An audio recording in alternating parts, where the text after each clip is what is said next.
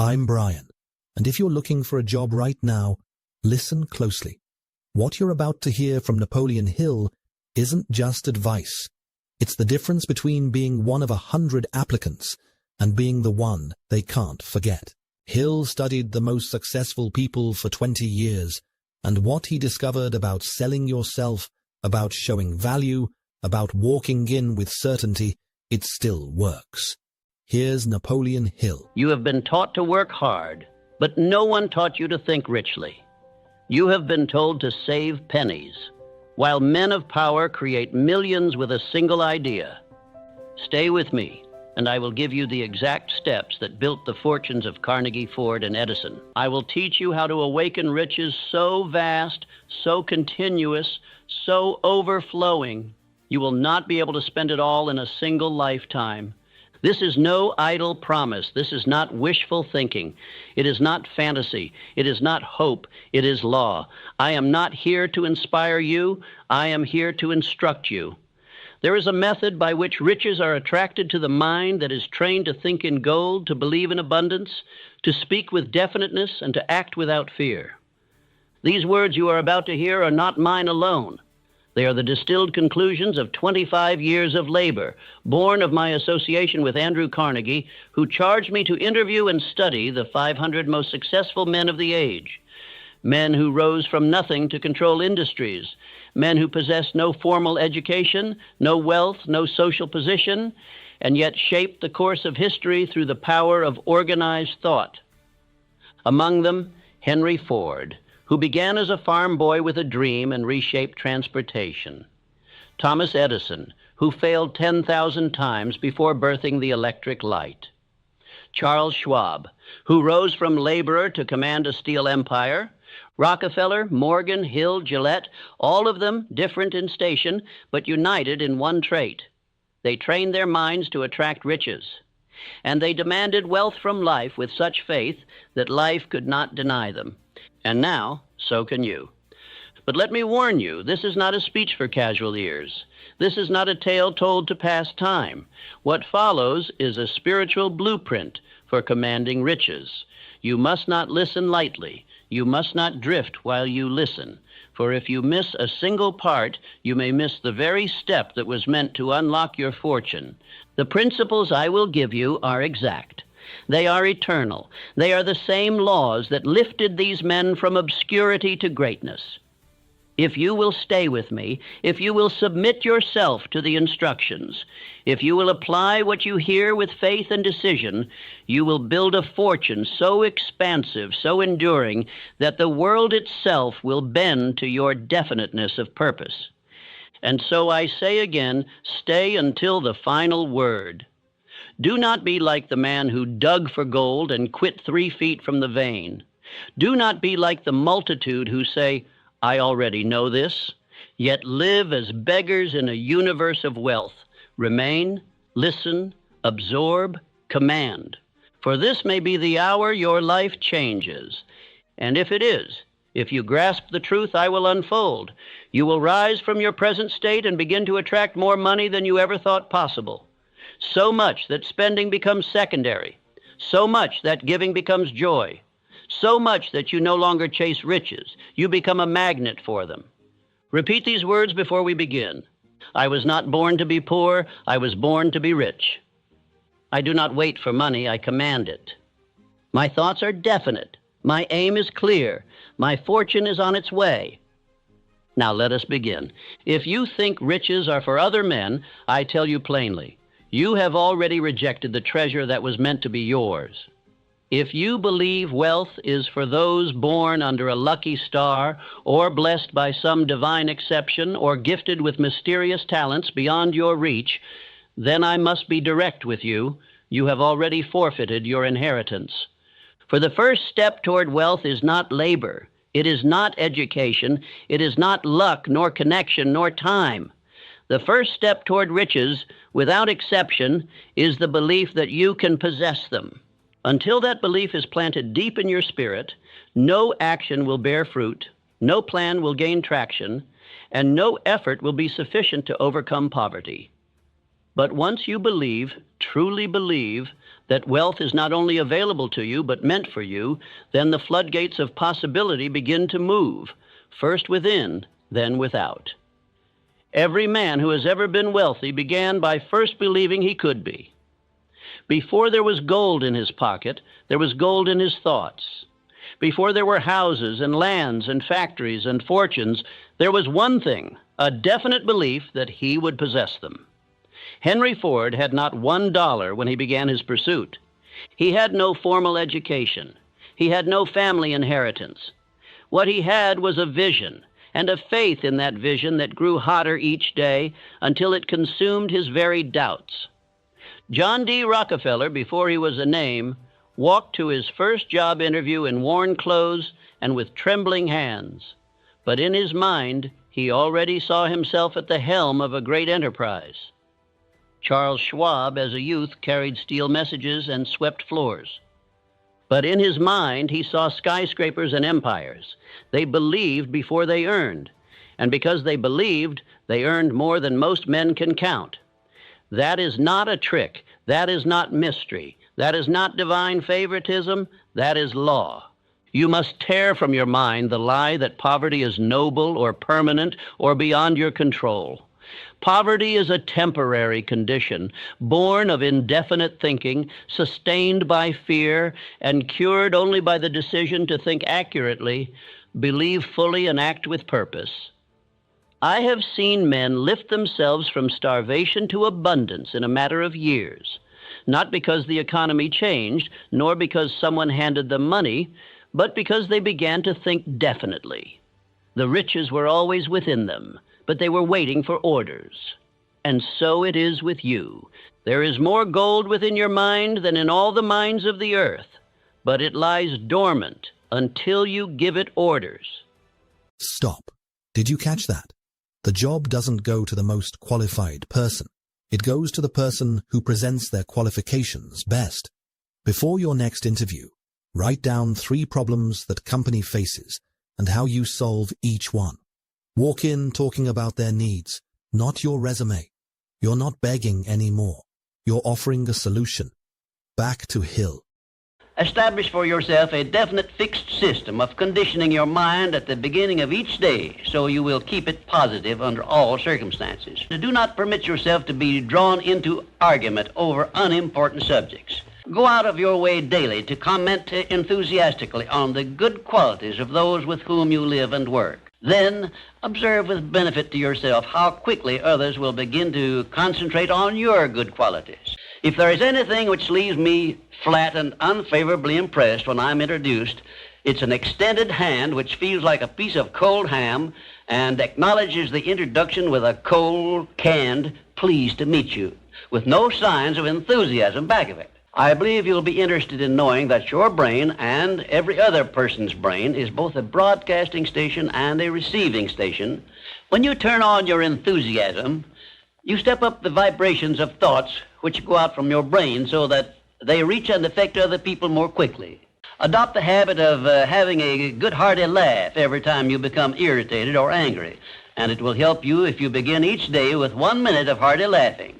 Now imagine what happens when you wake up and decide, today, my thoughts are mine to choose. Picture walking into your workplace, your shop, your school, not swayed by others' moods, not beaten by yesterday's mistakes. A man bumps into you rudely, you smile, move on, unaffected. A deal falls through, you adjust, recalibrate, because your mind is not chained to outcomes. But how does one truly command the mind? You start simple. The moment your eyes open, you affirm, I choose what I think. Then throughout the day, when negative thoughts creep, and they will, you pause and ask, does this serve me? If not, replace it. Say instead, I am capable, I am resilient, I am focused. Think back to great men of history. Do you believe they spent their days indulging in fear? Or did they discipline their minds like a horse, breaking its wild nature until it obeyed? You know the answer. So the question is, will you rise today as the master of your mind? Or will you hand over the reins to chance, to circumstance, to whatever passes your way? Remember, nothing external has power over you unless you grant it permission. Say it now, say it every morning. I am the master of my mind. Here's the truth. Your mindset leaks through everything. your cover letter, your handshake, how you answer questions. If you don't believe you're valuable, they won't either. Right now, picture yourself already in that role. Confident, capable, belonging. That's not fantasy. That's preparation. Your subconscious is listening. Let's keep going with Hill. Stepping forward is not about having all the answers. It's about being willing to start. It means doing the work even if you're scared. It means raising your hand, sharing your voice, trying again after failure. It means carrying yourself like your dream is real, even if others don't see it yet. Because the truth is, most people won't believe in you until you believe in yourself first. Courage is not loud. It doesn't always feel strong. Sometimes it shows up in quiet ways, like saying yes to a new challenge, or showing up when you feel like hiding. Sometimes it's trying again after being told no. Sometimes it's simply deciding that your future is worth the risk. Picture yourself walking into a new room. You see others who seem smarter, more successful, more experienced. You feel out of place, your heart beats faster. Part of you wants to turn around and leave, but you don't. You stand tall. You breathe deeply. You speak clearly. You carry yourself like someone who belongs because you do. The difference between where you are and where you want to be often comes down to this one moment. Whether or not you step forward.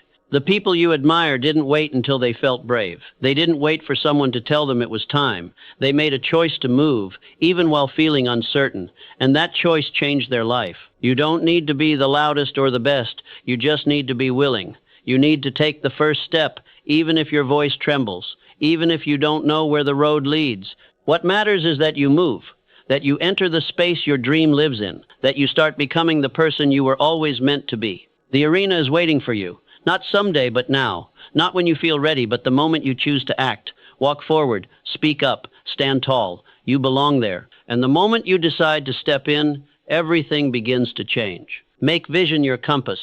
There is a quiet strength in knowing where you are going. When you have a clear picture of your future, everything you do begins to have meaning. You stop wasting time on things that don't matter. You stop saying yes to things that take you in the wrong direction. A clear vision acts like a compass. It doesn't always tell you how fast you're moving, but it always shows you which way to go. Many people wake up every day and go through the motions. They work, they eat, they sleep, and then they do it all again. But deep down they feel lost. Not because they're lazy, and not because they don't care. It's because they don't know what they're moving toward. They haven't taken the time to decide what they really want their life to look like. When you have no vision, it's easy to get pulled in every direction. You say yes to things just to keep busy. You try to please everyone. You chase things that look good on the outside, but leave you empty inside. But when you have vision, your life becomes simpler. Not easier, but simpler. You know what matters. You know what to walk toward, and you also know what to walk away from.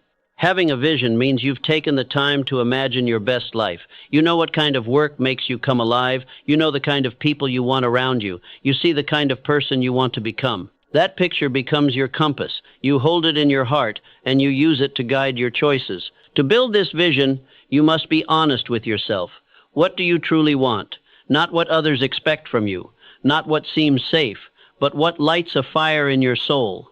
Every trait which goes into your personality is under your control, and you can improve it so it will be whatever you want it to be. Let's talk rejection. You'll hear no. Maybe you already have.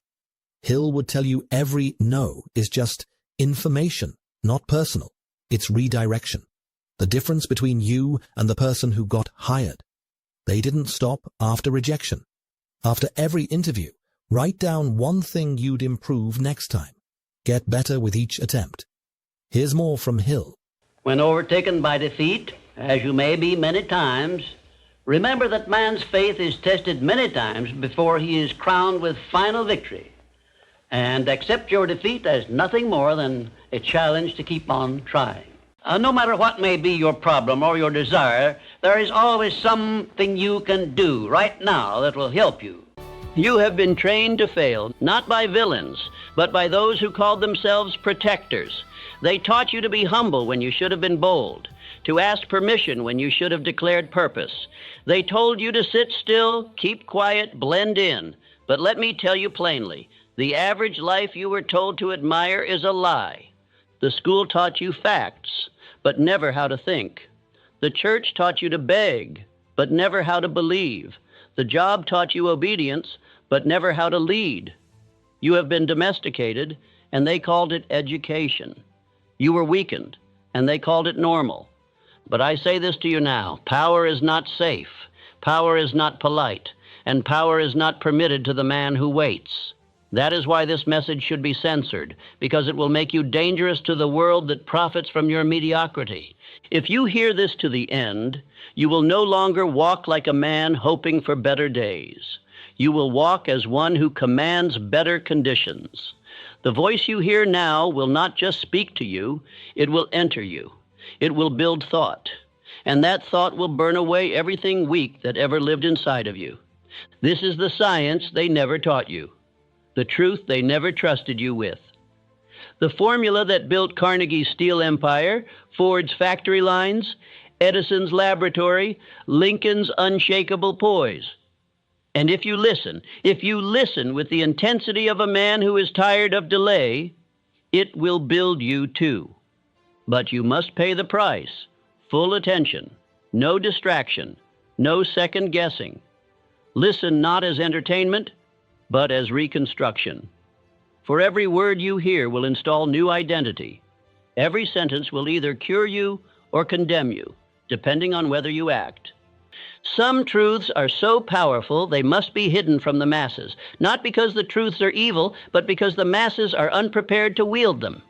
They have not developed the mental stamina, the spiritual responsibility, nor the identity required to bear the weight of those truths. Power in the wrong hands produces destruction. Therefore, most men are kept safe by ignorance. This message you are now hearing does not belong in the hands of drifters, doubters, or those who still ask permission to be great. It is not fit for the one who waits for society to approve of his rise. It is reserved only for the one who has grown tired of indecision, tired of weakness, tired of waiting for someone else to hand him the key. If you are that man, then prepare yourself, for what follows has the potential to remake you entirely. When the work you did in the dark becomes the light that others follow.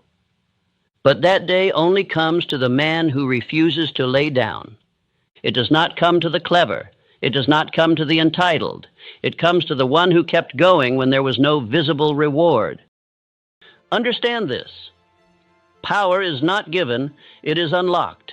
And it is unlocked only by those who possess the mental key. That key is not found in books alone. It is not handed out in schools. It is not passed down by bloodline. It is forged through decision, faith, desire, repetition, and the disciplined mastery of thought. Only a man who has declared war against his former limitations will ever possess such a key. The truth I bring you now has been kept from 98 out of every 100 men, not by conspiracy, but by natural law. The average man cannot wield this truth because he has not yet built the identity that can hold it. But if you listen, if you submit your mind to what is spoken here, you will no longer be of that 98. You will join the ranks of those who have become creators in the field of circumstance. The secret is this: the mind, when properly commanded by burning desire, fortified by faith, and reinforced through repetition, becomes the instrument through which all riches and power are created. This is no metaphor, it is law. And law, once obeyed, delivers results without fail. Doubt feeds upon indecision, and indecision is the gateway to drifting. Every time we hesitate to act, we strengthen fear's hold and weaken faith's command. The devil said, "I keep people waiting for the perfect moment, and while they wait, their dreams wither." I have learned that the greatest act of faith is self-responsibility. To say, I am the cause and I can be the cure. It is not arrogance, it is truth. Too many people wait for life to change. They wait for perfect timing. They wait for motivation to strike like lightning. But life doesn't reward the waiters. It rewards the workers.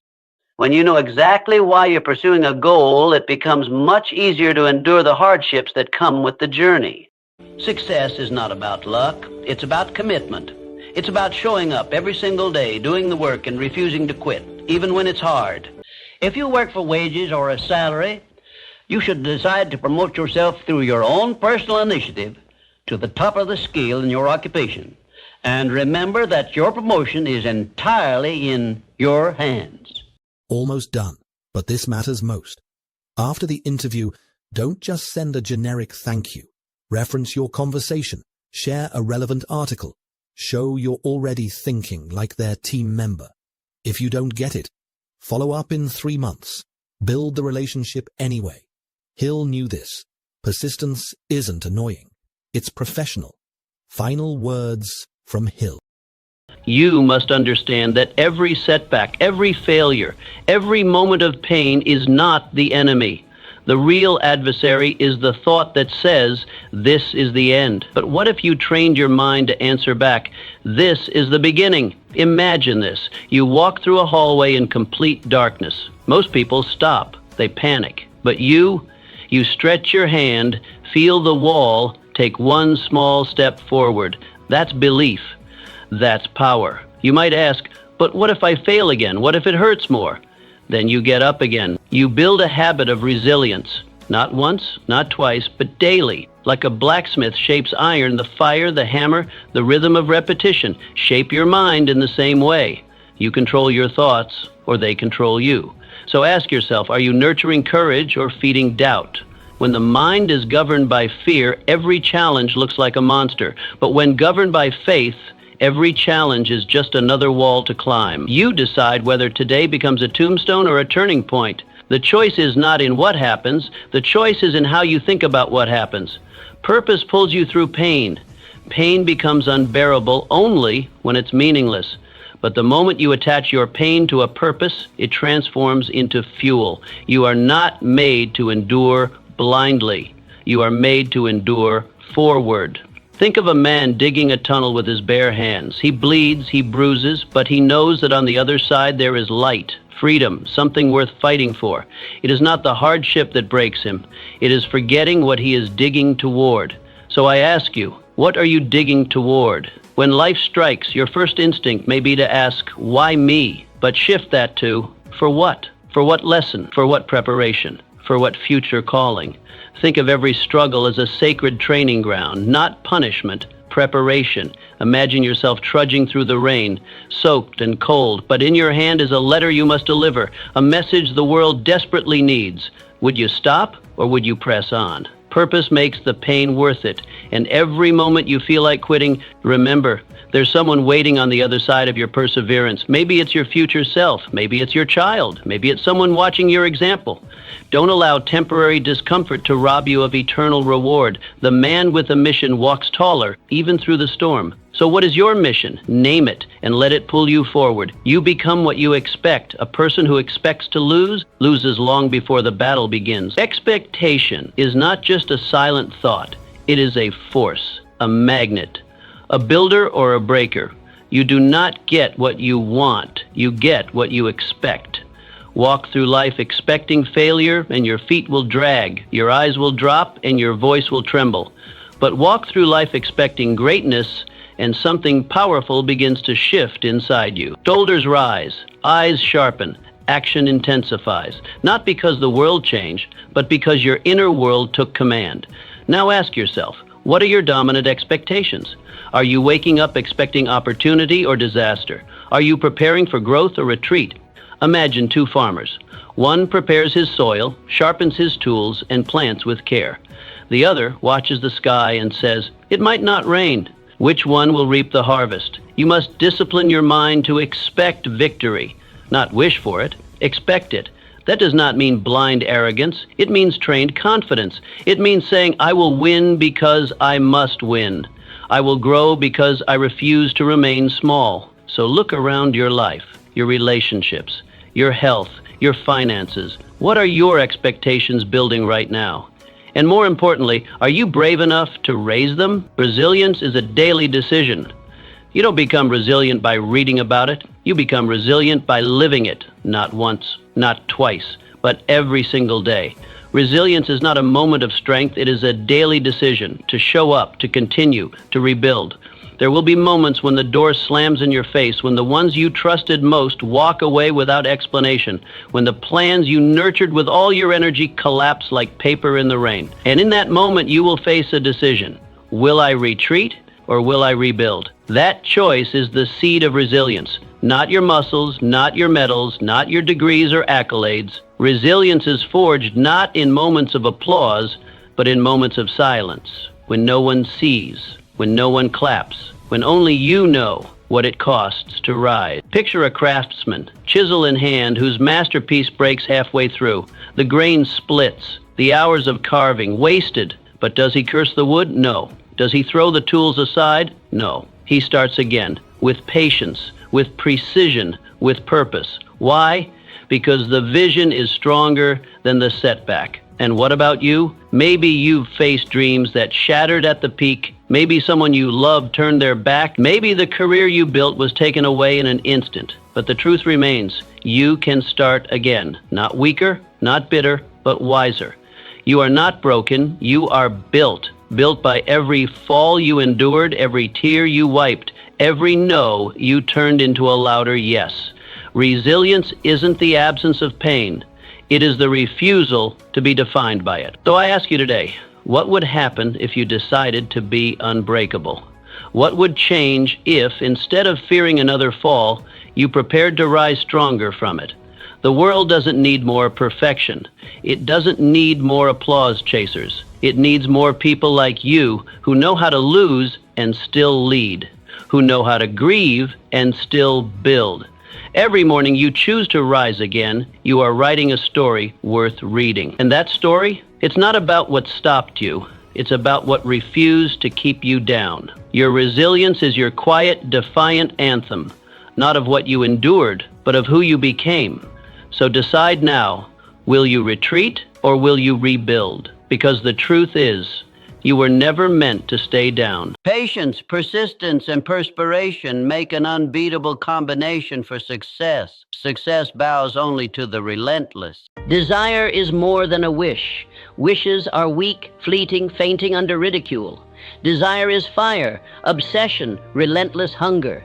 It is the flame that consumes doubt, the heat that forges faith, the fuel that drives persistence. Without burning desire, no man endures the wilderness, no man withstands ridicule, no man claims destiny. Thank you for listening. Before you go, make sure you subscribe to the channel so that you never miss our valuable information. Information that will help you to achieve the results you are looking for. Whether you are in business, starting a business, looking for a job, or just want to turn your life around. And don't just listen to these messages once. Listen again and again until they are instilled in your mind. Belief is truly a magic word because it is the beginning of all successes. It is the very foundation of civilization.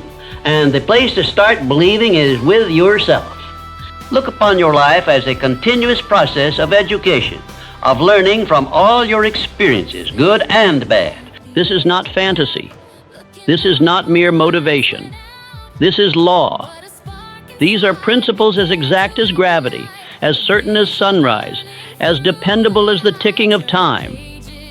Rockefeller was not born with fortune. He was born with discipline. He learned to keep a ledger, to master detail, to tithe, to multiply. His thoughts were definite. His plans were exact. His faith was unshakable. Ford was not born into wealth. He was born with vision. He saw a nation on wheels before anyone else dared.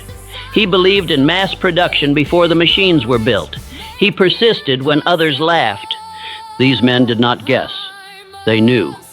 They trained their minds to expect riches. They saw the results before the world caught up, and so the world gave them empires. Now it is your turn, not to be Ford, not to be Rockefeller, but to be the wealthy man you were born to be, to claim the life that belongs to the man who is definite in thought, fearless in speech, bold in action. You must think like the wealthy, speak like the wealthy, act like the wealthy, and then you become wealthy. First in mind, then in habit, then in hand. This is the progression. Do not ask if this will work for you. That question already reveals doubt. The question is, will you work this system without hesitation, without delay, without compromise? The opportunity is here. The path is clear. The instruction has been given. What remains is what always matters most, the decision. Will you act or will you delay? Here is what you must do today. Create your plan. Write the amount you demand of life. Choose your method. Determine your timeline. Write your statement in full. Begin the autosuggestion tonight. Speak your desire aloud with belief. Feel the emotion. Picture the result. Do not miss a single day. Gather your allies tomorrow. Form your mastermind. Share your purpose. Build your circle.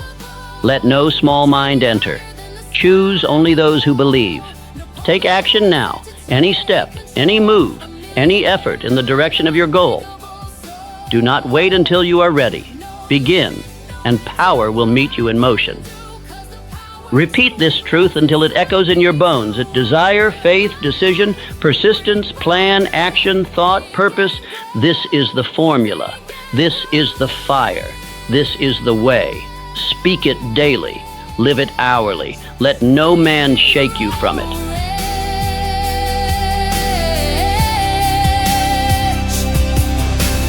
Close your eyes and you will see your destiny was meant to be conceived. Believe, achieve the goal. That's the